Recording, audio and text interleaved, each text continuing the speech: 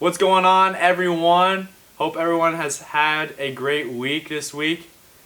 We're talking about relationships and relationship goals, and I guess the best ways to create, build, and maintain relationships. And obviously, we're with here today, AIDS. We call him AIDS, man. Aiden Farmer. That's me, man. What's up with you, man, this week? Not much. Everything been good? Oh, yeah, man. Just Bike's been flowing? flowing and going, dude. Before we start, talk about your bikes a little bit. Just, give them an update. Yeah, man. I've just been rocking and rolling on this Ducati. Been putting a lot of work into it. Got it nice and running well now. The CVR had a little bit of a falling out. It's leaking gas now, so that kind of sucks. But I'm on the tail of it. About to get those both ship shape, garage cleaned up a little bit. And yeah, man, things are coming together. On the next one. But, what bike are you thinking about getting rid of? Do you know it yet? Or? That's the question. Because he wants to keep one bike. He just doesn't know quite Yeah, yet. just to ride around. I love riding. I can't be bikeless, But I love the Ducati, but I also really love the bee's nest of the freaking CVR. Just the high RPMs. But yeah, CVR is fast. Ducati's got meat to it. Yeah. It's so hard to choose. I'll just have to ride the Ducati and see what that feels like. Yeah. If I dig that, then we'll keep that. Make sure to go on his YouTube too. I have that below on the description, not subscription, description. And make sure to like, comment on this video. Please be interactive with us. We're trying to build each other's channels, trying to help each other out. We live in the same house, so we want to build this to be big and impact a lot of people. So we'll just get into this video right now. But Aiden, I guess dude, I think relationships can be super hard sometimes, but they can be the best things in life. I mean, what do you typically do to create those relationships? Because you want to create them long term, right? You're not trying to just screw people, but you create them and you want to keep building them forever, And that's the whole goal. You don't want to end them. I shouldn't say screw people, but you don't want to end the relationship. So how do you do that?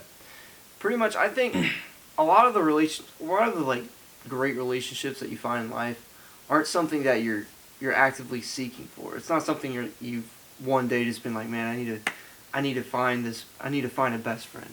You don't find your best friend that way. You find your best friend at a gas station or playing basketball, something stupid. That's where you find your best friends. I think creating isn't as much of the problem in terms of that. I think God creates that for us. He puts the people that we need in our lives. I think a lot of it is you as a person. How do you maintain those relationships to where you're an open door for people all the time? To where if they come to you, no matter what situation you might be in, no matter if you're angry, no matter if something rough happened that day, if you're having a bad day, that you're always going to be there for them and care for them like you would if you weren't angry or sad. Yeah. I think it's just important to always be there for the other person in the relationship, or else that's where things fall apart. If you're always there for one another, there's no reason to be upset with each other. Yeah. I think that's just huge for relationships. To make those huge connections, you have to be open and being able to communicate. And being supportive of each other in every way. There's some friends that may say they're friends with you, but are they actually supportive? That goes a long way. You can say it, but it's how are you acting maybe as a friend, creating those relationships. Yeah. No, that was definitely good. And what I guess what do you typically with I know it's hard sometimes, but in school, did you ever struggle with that? Because we were both quiet guys, so I'm just curious on what Aiden thought when going up to people. I mean, did it feel uncomfortable, or what did you have to do to embrace that? In school back then, I didn't go up to people as often, but usually when people talk to me, I was supportive and open to them, and I was always a nice guy, humble. I never got upset. I never really get upset. I'm just upset with people. I'm saying with bikes, it's a different story. But with people, I've always been, I feel like, more of an open door. When I started to create relationships, breaking out of the shyness when I was in school, I used to be shy. My main motive was girls. Obviously, I wanted to talk to girls. As a teenager, as a dude teenager, that's what you want to do, is talk to girls. You want to be able to rizz them up. That's the meaning of a life for a dude. Be able to talk to girls, you know. So that's when I really broke out to start talking to people, and that's where I learned a lot of my social skills, was just forcing myself to talk to girls. And I think it's just one of those things to create relationships. It's not hard. It's just a mental barrier. You're nervous of things that could happen. You're nervous of, oh, what if they reject me? What if they do this? You got to remember, it doesn't matter. It's all in your head. It's easy to make relationships. You just got to do it. There's not a step-by-step thing. It's just do it, pretty much, from what I've learned. Did you ever feel like lonely, I guess, when you're, I mean, everybody feels lonely. It's a big deal, especially our age. Like, they're saying that teenagers, or any form of teenager, like, person,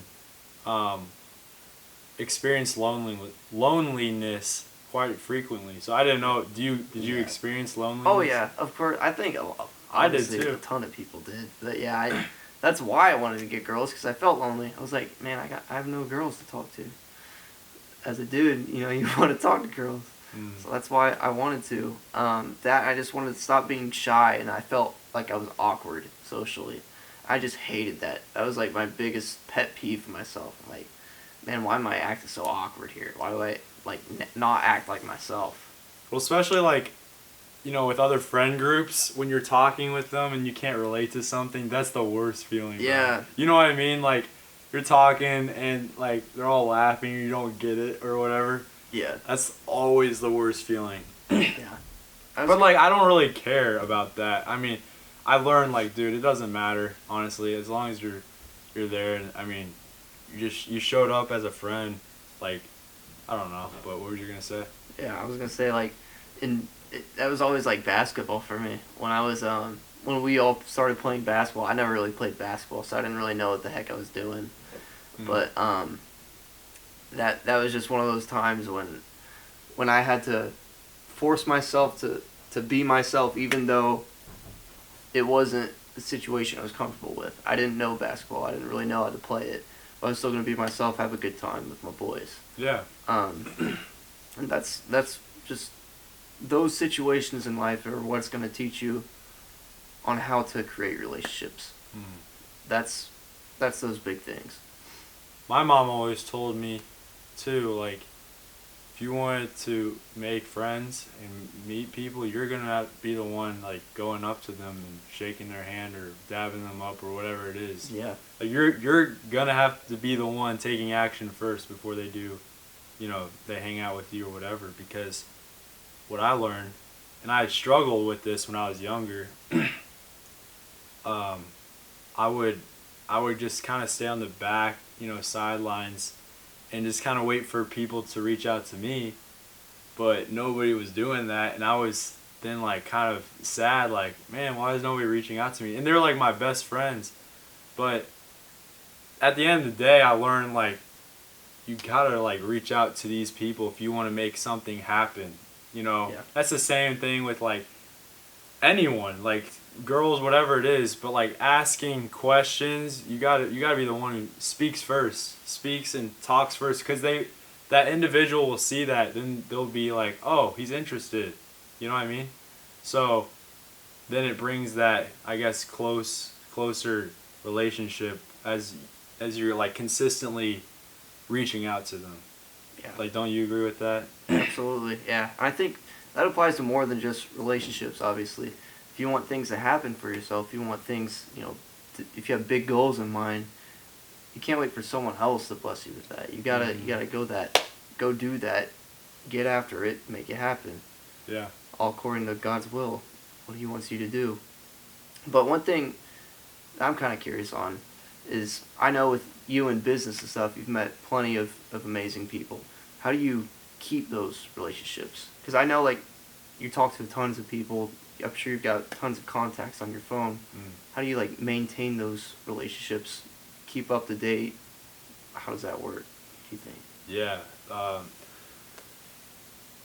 It's it's a learning process. It's always a learning process because when you have, hundreds of people that you're like always talking to, it's hard, especially with customers and stuff. I mean, but this is like mentors, or just friends, family, friends, whatever that is. Staying in contact with them, consistently is huge. And some of the ways I do that is maybe like buying them a drink or just going out for lunch or something, and just like catching up with them and seeing any way I could help or bring value to them. I'm not like necessarily as a business standpoint, but it could be just like personally, just like how can I help or pray for you.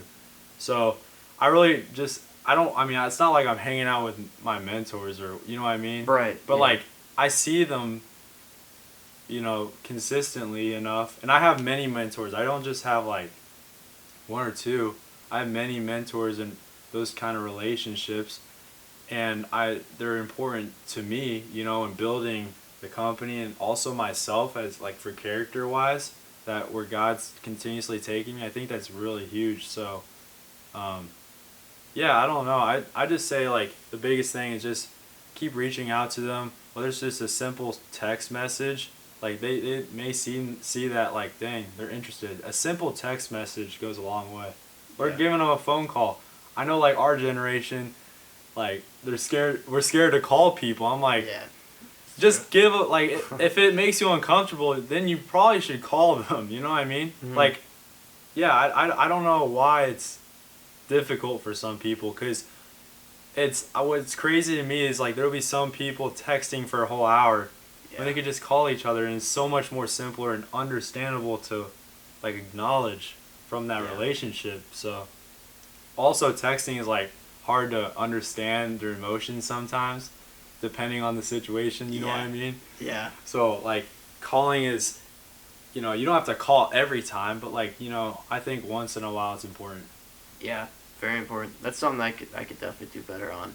Is you meet a lot of people in life, and a lot of times, obviously with the good people, sometimes they can drift away just because you don't keep them in your head. You don't keep calling them and keep up to date with them when you really probably should. Mm-hmm. And that's how a lot of times you see people and you just forget their name. I hate that, man. When you see people and you're I'm like, bad with names too, brother. like, man, I swear you're a good dude. I love you, but I just forgot your yeah. It's like, bro, like it's just It's so bad. that's but- the worst when that happens. Yeah. Yeah. And I think also too, like if you guys have like really close friends now, doesn't mean like you have to like you don't have to like hang out with them every day. I learned that too. Like you don't have to be really good friends with someone to be hanging out with them every day. Yeah. It can be you can still talk with them on the phone because everybody's lives are busy as crap, especially when you like in the real world you're going crazy like Yeah. with bikes and business, whatever it is, ministry, I don't know, but or college, some of our friends, but like we're all doing different directions and paths, and we're all doing different things, and it's not a bad thing. It's just just take it as like, okay, we're all busy. Yeah. Stay in contact still, but we're probably not gonna be hanging out like we used to every day, playing basketball or whatever it is. Yeah, exactly. And I think sometimes it makes, at least for me sometimes, I start to worry that I'm like, oh man, I need to call this guy. I need to, do something with him. And I start worrying because I know that, or I start to think that they're getting upset because I haven't been talking to them or calling them that often. I have a friend that has kind of been like that. We used to hang out all the time and play Xbox all the time, which I stopped playing Xbox like a couple of years ago. So we don't really call that much or hang out that much anymore. Every now and again we'll hang out, obviously, but it's just not nearly as much anymore. And sometimes I just feel bad because I'm like, we used to hang out all the time, but now it's slowed down. But you gotta remember that, it's Doesn't okay. mean you still can't be like great friends. Yeah. You know. And we still are. Every time we hang out, it's a great time. We love each other, as bros. But yeah, it's easy to get worried that, oh man, I hope they don't hate me now because I'm Yeah. doing other things and all this stuff. It's easy to get overwhelmed with that. Mm-hmm.